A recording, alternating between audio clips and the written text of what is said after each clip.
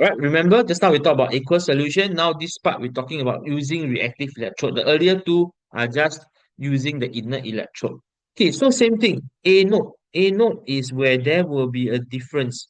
Okay, if you use an inert electrode, of course, this one earlier we mentioned already, copper 2 sulfate, all this. And of course, if your copper 2 plus is discharged, your concentration actually will actually decrease. That means the blue will fade away. The blue intensity of the solution will fade. Right, but if you use copper as an electrode, now anode is where oxidation happens, and we know that oxidation means lose electron, and metals like to lose electrons. So if your anode is a reactive metal, then they have also the option to lose electrons. In fact, it's easier for them. They don't need to wait for the n ions to be attracted, then they lose. They can straight away lose their electrons. That's why copper will lose the electrons, okay, and form copper ions. This is not discharge, this is called ionized. See the difference, right?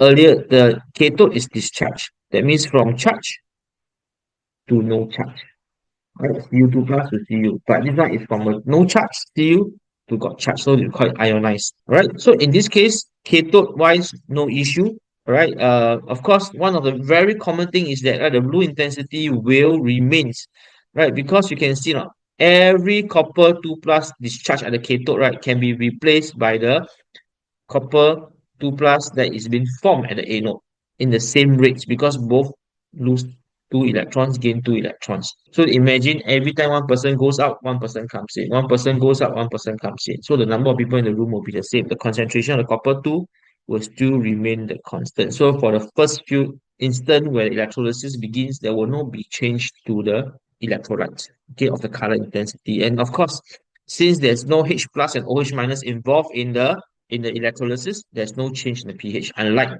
when you're using inert, right? Because OH is involved, so OH will become lesser because OH minus is selectively discharged. Okay, do take note when you are dealing with solution, when there are more than two ions, we have to use the word selectively or preferentially discharged, right? If it's molten, of course, it's very straightforward. Right, so hydroxide will decrease because it's selectively discharged. Then that means the concentration of H plus will slowly become more than the concentration of OH minus, making the solution acidic. Or you can see, another way to see for yourself is this: if you discharge your copper 2 plus and OH minus, left over is actually your H plus and the SO4. Right, so normally we don't use reactive electrode. Right, we only use reactive electrode under two circumstances: when we do electroplating, okay, where the cathode, right, is where whatever item we want to be plated. So for example, you want to plate your key with a layer of metal, then you put a key at the cathode, right? Because cathode is where cation ions discharge, and when they discharge, they form a layer of metal. Normally, cation ions, positive ions are metal, because metals like to lose electron. Okay, then the anode, we will put in the metal that we want to plate. For example, if we want to plate it with copper, then we put in copper. You want to plate it with gold, then you put gold. Right, then the electrolyte will be the salt solution of the metal. So it will be something like this. Right, the negative is the cathode. So for example, this is maybe your key that you want to electroplate. Right, then here, for example, if you want to plate with gold, okay, then this one we put the gold. Right, the anode we put the gold. And then the electrolyte, we will just use gold nitrate. Right, if you forget which is the soluble, then go for the nitrate, because all nitrates are soluble. And sometimes, okay, another reason why we use reactive electrode is for purification of metal.